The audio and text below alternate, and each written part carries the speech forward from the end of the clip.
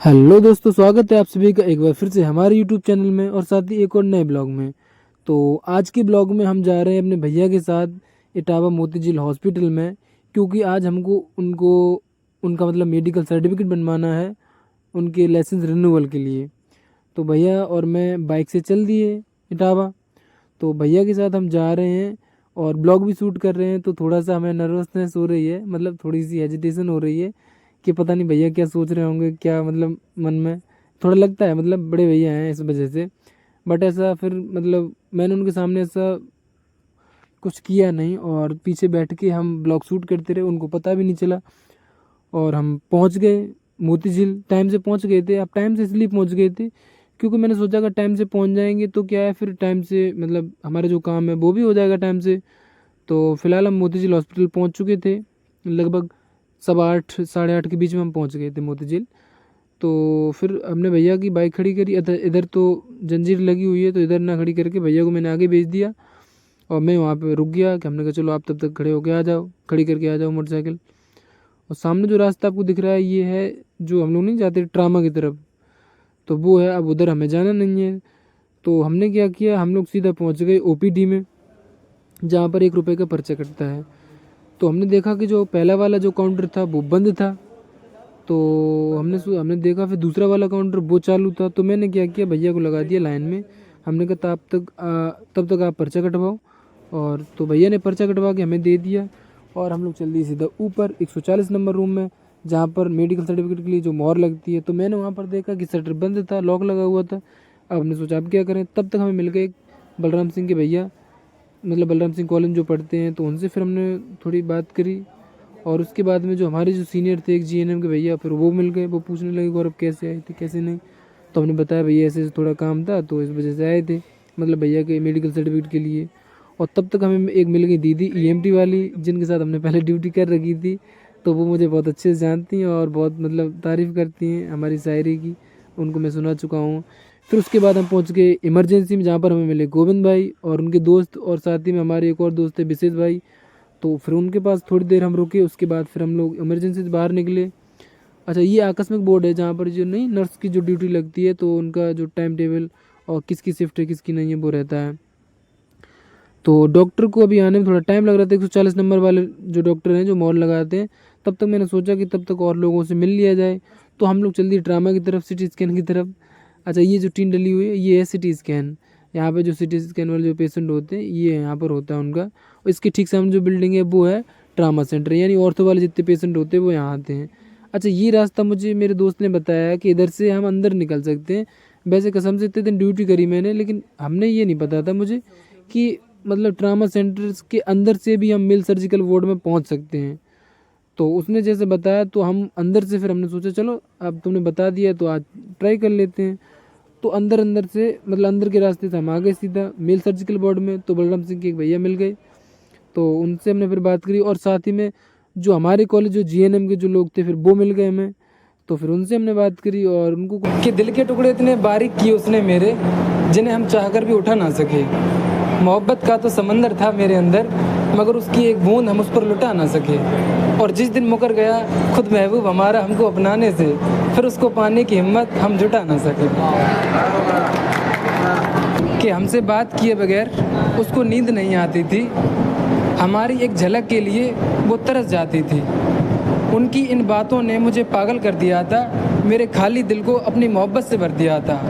अब हम उनकी मोहब्बत के किस्से किसी से कह नहीं पाते हैं, और वो तो रहते हैं मेरे बगैर, मगर हम उनके बगैर रह नहीं पाते हैं। और फिर मेरी शायरी उनको पसंद इतनी आई कि फिर वो रिक्वेस्ट करने लगे भैया एक शायरी और सुना दो अच्छी सी। तो हालांकि मैंने ऐसा किया कि उनको चलते चलते एक और शायरी मैंने सुनाई। तो बहुत खुश हो गए वो लोग, मतलब एकदम तारीफ़ करने लगे कि हाँ भैया मान गए, आपकी शायरी बहुत अच्छी शायरी आप बोलते हो। तो उन लोगों को शायरी सुनाने के बाद फिर हमने सोचा आप किधर चलें। तो हम वहाँ से निकल दिए, तो हम लोग जा रहे हैं अब ऊपर। तो हमने सोचा चलो अब अहमदाबाद में चलते हैं, अहमदाबाद में देखते हैं किसकी ड्यूटी लगी है, हमारे कॉलेज के जो स्टूडेंट हैं। तो हम लोग जा रहे हैं, जीने से जा रहे हैं। तो जीने पे आप जानते हो 3rd फ्लोर पे आपदा वार्ड है। तो 3 फ्लोर का जीना चढ़ना थोड़ा सा मतलब थक जाते हैं। तो हम अभी जा रहे हैं तो हमने देखा कि थोड़ा हम रुक गए जीने पे, हम 2-4 मिनट हमने बैठ लिया। हमने चलो पहुंच जाएंगे, कोई दिक्कत नहीं, इतनी भी जल्दबाजी क्या है। तो उसके बाद फिर हम डायरेक्ट पहुंच गए सीधा अली भैया के पास। तो अली भैया से फिर हम रुके। फिर उसके बाद हम सीधा वार्ड में पहुंच गए, जहाँ पर जो दीदी की ड्यूटी लगी है, जो जीएनएम वाली हैं। फिर उनसे हम मिले, और एक दीदी थी बलराम सिंह की, फिर उनको मैंने एक शायरी सुनाई, और इतनी मतलब शायरी सुनाई। बट हालांकि रिस्पॉन्स ठीक अच्छा था, पॉजिटिव था, बट उतना अच्छा नहीं था जितना अच्छा मुझे चाहिए था। और फिर अपने को क्या, देखो वो ये ना एक कहावत के कर्म करना की फल की चिंता है, बस तो उसी में मैं लगा हूँ। और एक ये दोस्त मिल गया, इसको फिर मैंने सुनाई एक शायरी, तो इसको अच्छी लगी, तो इसने भी मेरा सपोर्ट किया, ऐसी बात नहीं। फिर उसके बाद फिर हम पहुँच गए पुरुष वार्ड में। तो पुरुष वार्ड में जो हम पहुँच गए, तो वहाँ पे फिर मेरे को मिल गई कौन, वहाँ पे मिल गई मेरे को सोनी। तो सोनी शर्मा की जब उसे पता चला कि हम ब्लॉग शूट कर रहे हैं। फिर उसके बाद हमें मिल गई अंशिका। तो अंशिका से हमने पहली बार बात करी है, हालांकि तो बहुत अच्छी है, मतलब फ़र्स्ट टाइम जिस हिसाब से मैंने बात करी है, तो लगा नहीं कि पहली बार मैंने उससे बात करी, ऐसा लगा कि बहुत पहले से वो मेरे को जानती है, या फिर मैं उसको जानता हूँ। ये मतलब मेरे कॉलेज की है, जीएनएम की। तो उससे फिर मैंने बात करी, तो उसने मेरा काफ़ी सपोर्ट किया और बोले भैया कि आप टेंशन ना लो, मैं आपका सपोर्ट करूँगी। तो बस यार यही तो चाहिए, ऐसे लोग मुझे मिले जो अपनी तरफ से सपोर्ट करें। फिर उसके बाद फिर एक दीदी मिल गई, मतलब बीएससी नर्सिंग वाली। फिर उनको मैंने शायरी सुनाई, उनको फिर मैंने बताया अपने बारे में, तो फिर उनको अच्छी लगी मेरी लाइनें।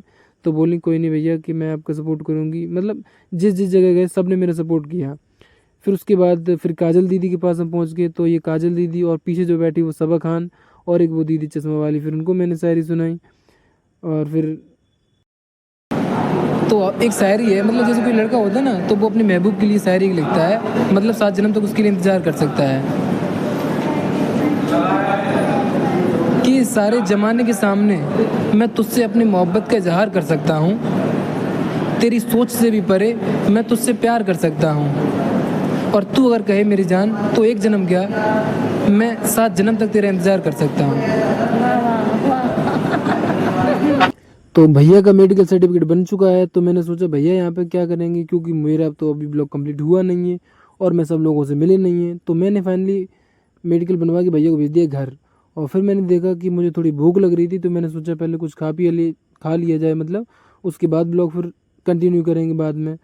तो अब हम चल दिए हॉस्पिटल के बाहर। तो मैंने देखा कि क्या खाएं, मतलब क्या अच्छा है। तो मेरी नज़र पड़ी कहाँ, हाँ मेरी नज़र पड़ी छोले भटूरे पे। तो फिर मैंने छोले भटूरे फिर मैंने खाए। छोले भटूरे खाने के बाद फिर ये जो भैया आपको दिख रहे हैं, ये मतलब कल्लू डोगरे, तो ये भी एक मतलब यूट्यूबर है भैया। तो इनको फिर मैंने अपने बारे में बताया। तो इन्होंने कहा कि कोई नहीं भैया कि आप करो, अच्छा है, और किसी दिन फुर्सत में बैठते हैं, फिर बात करते हैं, फिर एक दूसरे का सपोर्ट करते हैं। फिर उसके बाद फिर से वापस हम आ गए। अंशिका ये दवाई लेने आई थी, मतलब डिस्पेंसरी में, और मैं यहाँ पे इसको बैठे मिल गया है। तो अंशिका और प्राची ये दोनों लोग आए थे, तो फिर इनसे बात करने लगे। और ये जो सारे जो करके बता रही है, तो ये कुछ नहीं बता रही, ये बस ये बता रही है अपने यहाँ का एड्रेस बता रही है कि कभी आओ तो ऐसे ऐसे आ जाना। तो हमने कहा ठीक है, कभी मौका लगेगा तो ज़रूर आएंगे।